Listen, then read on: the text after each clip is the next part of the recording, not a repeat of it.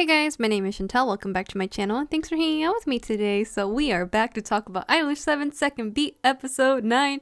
I have way too much to say today, so let's just get right to it. Let's start off from the beginning where we get this scene between Ten and Aya. So Aya is looking for her charm. She finally notices that it's gone and she realizes, oh crap, I probably lost it that day. And we get this moment between her and Ten. She seems very awkward around Ten. It seems like maybe she just recently got adopted by Kujo just by the way that she's acting around Ten and stuff. That's the vibe I get, at least, that everything is a little bit new for Aya. And Ten seems to be very sweet and gentle with her, seems to want to listen to her if there's anything wrong and stuff like that. He seems like he's doing a good job of being an adoptive brother. So then leads into this, the big question was, hey, why did you get adopted by Kujo? What was your reasoning? And Ten tells her, oh, it's because of what happened to my family and because of my brother that he got sick. And then she also tells him that the reason why she agreed to be adopted by Kujo was because he agreed to pay off her former family's debt off, which was the family that she was with before, the former adoptive family. That's when Ten is like, oh, it looks like we kind of have the same situation. We're kind of a weird family, aren't we? It's really sweet, but also kind of sad because of as the audience, that's Tamaki's sister, and you have also Riku who wants to be with his brother too, and it's just, I don't know, just seeing these two together, that you clearly know that they definitely love their sibling, but they can't be with them at the moment. It's kind of a little bit heartbreaking to see it. But also, Ten, my boy, I really hope you don't know that this is Tamaki's sister. But the more I look at Aya, the more I'm like, come on, Ten has to know. But it looks like he doesn't. I don't know. Maybe we'll dive into that later if he does know or doesn't, because Ten is pretty good at keeping things to himself. So I don't know what to think. Which then leads into the next thing that we see, which is the group session that we have with Idolish7 and Trigger. So I'm going to talk about the groups individually because throughout the episode it was going back and forth. So let's just focus on one group at a time. So let's start off with Ryu, Tamaki, and Sogo. So these three are paired up together as a group. And I think theirs was the R&B group, if I remember correctly. Things are starting off really well for them until Sogo starts praising Ryu. And Tamaki gets a little jelly. And he basically is telling Sogo, man, I'm only doing this just because, I heard that you respected me, blah, blah, blah. And Sogo's like, wait, what?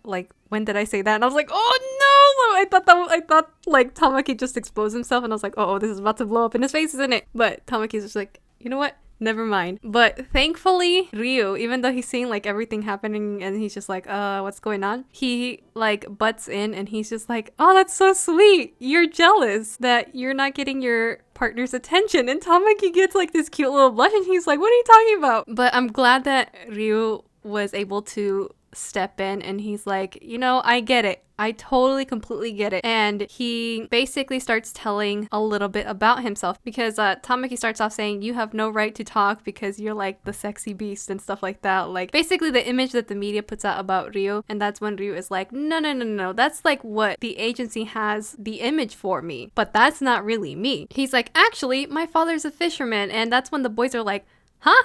So he basically lets them in and tells them his situation and how he was supposed to be a fisherman and he took this on because he wanted to help his dad and he wanted to help his siblings go to college. And it is so sweet and pure.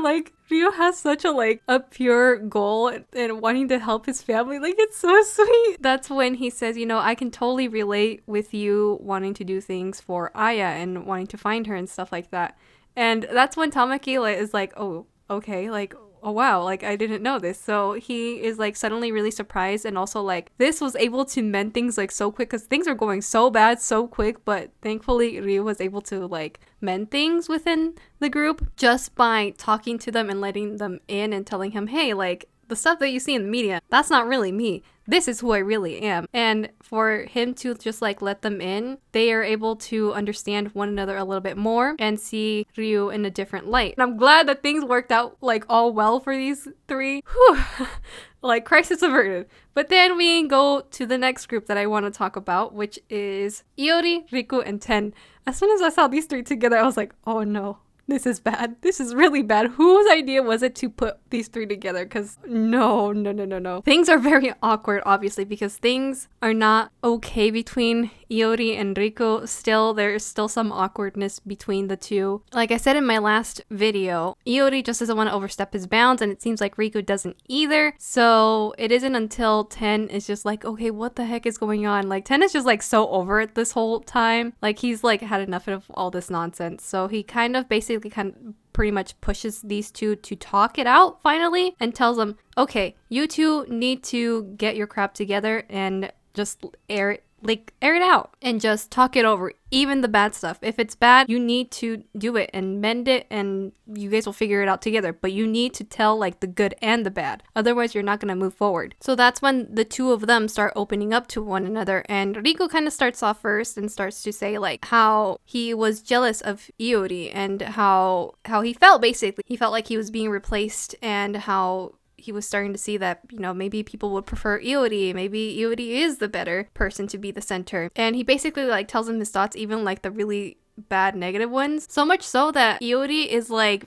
really surprised and taken aback to hear, and Iori is just like, how could you say that? Like, I'm doing this for you. Do you really think I want to be here? I don't. Like, I want you to be here as the center. And he basically starts to say, do you even think about like how I would feel or how that would make me feel just hearing you say that? And Riku is just like, wait, like that's not what I'm trying to do here. And that's basically what makes them realize, both of them, that they both feel the same way about each other. And that's when 10 butts in and tells them like, the only reason why you two got yourselves into this mess is because you guys keep comparing yourselves to one another. And he also says, you know, you guys also have qualities that the other will never have, and that's what makes you who you guys are and what makes you guys amazing. And he pretty much starts to tell them, you guys should only compare yourselves to your past and your future, and how you can improve and want to beat your past self and continue to move forward. And my god, like 10, the stuff that he said with Iori and Riku really resonated a lot with me, especially in my past, because I personally felt really jealous and envious of people my age back when after I graduated high school, because I wasn't doing anything. I was pretty much a house mom. It kind of sucks seeing your friends and people you went to school with like thriving and doing something with their lives while you feel like you're being left behind. So I was like really envious and jealous of like everyone else. When I saw 10 say all this, it really, like I said, resonated with me, and I was like, oh my gosh, these words I would have loved to have heard when I had just graduated high school, not knowing what I wanted to do with my life and stuff. Because I'll be honest, it's really hard not to compare yourself to someone else that's doing so much better, and get like that jealous, envious feeling. And it's a sucky feeling. But had I heard these words that 10 is saying to Iori and Riku, I feel like I would have felt a lot better about myself, and just not compare myself to others, but tell myself, what can I do to do better? What am I gonna do tomorrow and in the future? What's my goal, you know? So moving on into the next group, which is Gaku, Nagi, Mitsuki, and Yamato. So this group, my gosh, this one also, again, the stuff that Gaku said, man, really resonated with me a lot. But before I get into that, so basically like their issue is Gaku kind of comes in and he's just like, okay, why are you guys so gloomy? Because he asks Mitsuki like what's going on with him, and Mitsuki's like, no, there's nothing wrong, like don't worry about it. This ends up having Mitsuki say how he's jealous of Gaku in his life, how he thinks that things would be so much easier for him if he had Gaku's life, and that kind of puts Gaku in not necessarily a bad mood, but it like rubs him the wrong way. He's just like, okay, what are you getting at? I don't like how you said that. And Gaku basically says, do you really think that I have such a perfect life? Because I don't. And I love this bit because Nagi says, but don't you have like a million girls like flocking over to you? And he's just like, no, I don't have a girlfriend. And even the people I like say that about me. And that's when he's like, if I really was what you guys say I am, then why don't I have a cute girlfriend? And I'm just like, oh my gosh, my Soba man boy is just so pure and so cute. Like, that was so funny. And also I was just like, Gaku, it's okay, boy. It's okay. Eventually you'll get your girl. But that was really cute. But also the boys were just like, okay. Which then leads into Gaku's like beautiful speech of how you should always strive to be the best version of yourself. And he kind of asked that to Mitsuki, are you trying to be the best version of yourself? And Mitsuki's like, well, I don't know, like my thoughts are all like a mess. And that's when Gaku says the only reason why you feel that way is because you're not listening to what's in your heart. Don't be someone that everyone's gonna love. Be the person that you can love. And with that, people will eventually love you for who you are. Which, oh my gosh, that was really, really beautiful. And again, that really spoke volumes to me. I feel like I needed to hear that now more than ever, because I feel like we all get that time where we're confused, don't know what to do with ourselves. So hearing Gaku say, live the best version of yourself as best as you can, made me cry, man. Like, my eyes were getting so watery just hearing this, because like I said, I feel like I really needed to hear this. And this is like one of the quotes I kept seeing about Gaku like so much, especially with like the Idolish7 fandom, and I'll be like, why are y'all quoting this quote? Like, what's the meaning behind it? But now seeing it, I'm like, I understand why you guys love this quote so much. And just like I was telling you guys in my story before, we all start to doubt ourselves and think how we're probably doing something wrong with ourselves. How can I please other people? How can I do better? And that's when you start to lose yourself. Once you start listening to your heart and saying, you know, okay, how do I love myself? I'm going to make choices that make me happy and not care what other people think, you know? And it's really hard to do that. But I feel like Gaku was able to give Mitsuki that little push, because you start to see like this light in his eyes. He starts to like realize something in that moment. And you know that Gaku's words were definitely something that Mitsuki needed to hear. And he's starting to get more clarity now after hearing his speech, which makes me really, really happy. And thus everything seems to be fine with the groups and everyone seems to be in sync. There seems to be like no gloomy days anymore. Everyone seems to be having like this weight lifted off their shoulders, and they're all working together nicely and in sync finally. And it was really sweet seeing everyone together like that. And since we're on the topic of them being at the Zero Arena, it was hilarious because Trigger's manager, I'm sorry, I don't know her name. I'll probably remember it and learn it. But I love how when Nagi is like practicing, he basically gives a kiss to like a pretend audience.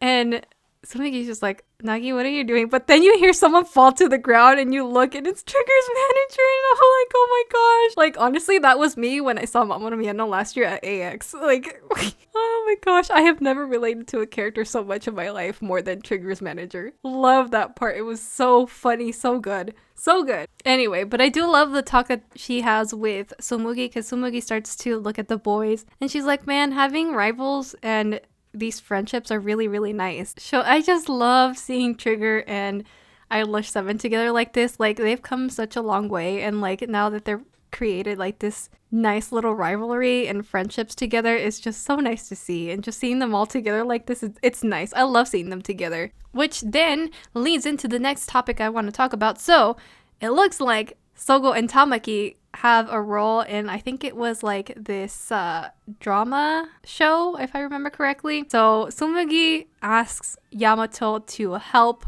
Sogo and Tamaki for like acting advice or help for in that regard. And freaking Yamato is just like, okay, I'll just peace out. And freaking Tsumigi's just like, no, you are going to help them, at least give them a little bit of advice. And he tries to give him advice, and poor Sogo and Tamaki are just like, what is he talking about? Because he's like talking in like, I guess, like how he would normally do it. And basically what I got from it was, okay, like just think about how would you feel if you were in that person's shoes, like basically trying to get them into character. And obviously that doesn't work. So he's just like, okay, then try to be each other. And it's so funny because they're basically taking jabs at each other. And he's just like, yeah, it's basically like that. So I'm off. I'm going to go. And that's when somebody's just like, I still got one more thing, but also please help them. And she tells him like, are you going to take the role of the movie, please? And he basically says, yeah, I'll do it. And that surprised me, but I guess he probably took it because of last week's episode, what he said to Mitsuki, but also after listening to Yuki, which was way, way, way back before, you know, Idolish7 got postponed. But yeah, so I'm assuming it had to do with those two people, characters specifically, when he talked to them. But I don't know. I'm very curious as to what made him like basically change his mind about taking the role. So I guess we'll see what happens with Yamato and his role in the movie, and we'll see how he does going forward. And speaking of acting, let's dive into the next part, which focuses a little bit on Mitsuki. So Mitsuki is back to doing emceeing, and the dude with the glasses, I always forget his name. I'm really sorry to the Idolish7 fans. I always forget his name.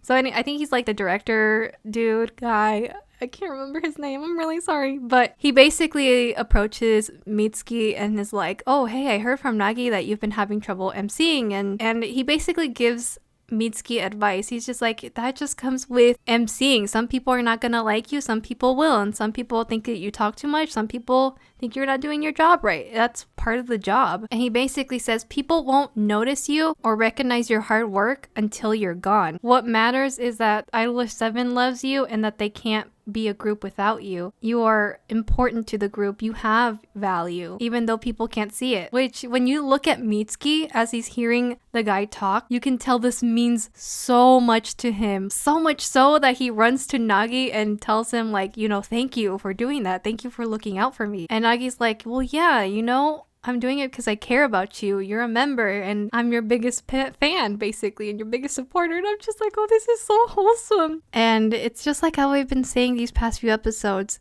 Sometimes the negative voices can speak louder, but if you listen closely, you can hear the positive and see the positive. And once you see that, the negative won't matter anymore. But again, it is hard to not see the negative sometimes. Sometimes all that negativity can consume you so much that you just can't see the positive. But now I feel like Mitsuki has finally seen the light at the end of the tunnel. This is a nice step forward for Mitsuki. Finally, it seems like finally those cloudy days are over, which was a nice visual, by the way, because you do get this visual of like a cloud just disappearing and you start to see the sun and this blue sky, and I'm just like, oh, that was such a nice little visual there to represent how Mitsuki's feeling at the moment now. I also love that by the end of it, Mitsuki does say that it does take courage to change, but it also takes a lot of courage to stay true to who you are. And I definitely agree, because like I said, sometimes you want to be a people pleaser and want to please people because you are scared of not being liked and being rejected. So you start to change yourself, but sometimes like that's not good either. You have to stay true to yourself and be who you are, because then you just lose who you are and, you know, what makes you you. After this, Mitsuki actually gets a new job. And this part had me dying, you guys. He basically got a role as a voice actor in Nagi's favorite anime, which is the Kokona, as Kokona's boyfriend. And Nagi, oh my gosh, Nagi's meltdown was so hilarious. He like flung Mitsuki across the room, and it was just, like I said, Nagi was having like a full down meltdown because like this is like his dream job, obviously, because he loves Kokona so much. But also like I feel bad for Nagi, like poor Nagi. His love for Kokona is not enough. Which, the next and final thing that I do want to talk about regarding this week's episode of Idolish7 is the last few minutes of it. So we have this moment between Iori and Riku where they start talking to each other and basically are like, maybe we should go thank Ten, because without him we wouldn't have like confronted each other and talked about it. As they're on their way to go to thank Ten, they see Ten going after Momo. So they go and check to see like what's happening. And Momo's trying to act like everything's fine. So since Momo is so insistent that he's fine, Ten is like, okay, maybe we should just leave him alone. Let's go. But Riku is just like, no, I'm not going. Momo, you need to tell us like what's going on, because the more that you hold it in, the worse the feeling is gonna get. And I agree with Riku. The more you bottle your feelings up, the worse your thoughts can get. At least for me personally, like if I don't air out my worries or anything that's going through my mind, it starts to bottle up and pile up a lot until like one day it basically like explodes in your face. So it's not good to have all these feelings to yourself. You need to talk to somebody eventually, whether you like it or not.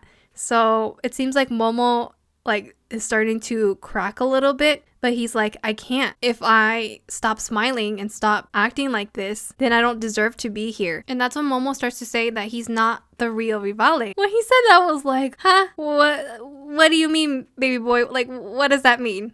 Like, I have a feeling I know what this means, but I can't say until like they show it in the episode. And the only reason why I have a feeling what it is because there was a certain video floating around that made it to my recommendations, which sucks because I'm an anime only and I saw something I probably shouldn't have seen in that thumbnail. Yeah, I don't know what to say. I think it's what I think it could be. And again, I don't want to say at the moment until like I see it from my own eyes. Then I'll tell you guys like what I was thinking or what I saw basically. I'm really concerned for Momo. Like him saying that he's running out of time and now how he feels that if he doesn't smile, like he feels like that his anxiety is gonna crush him. I really hope he talks to somebody. He needs to talk to somebody and like just let it out, because talking to somebody and letting your feelings out feels really, really nice, and it feels like a whole weight has been lifted off your shoulders. So I hope Momo eventually does that before his anxiety or whatever's happening to him crushes him.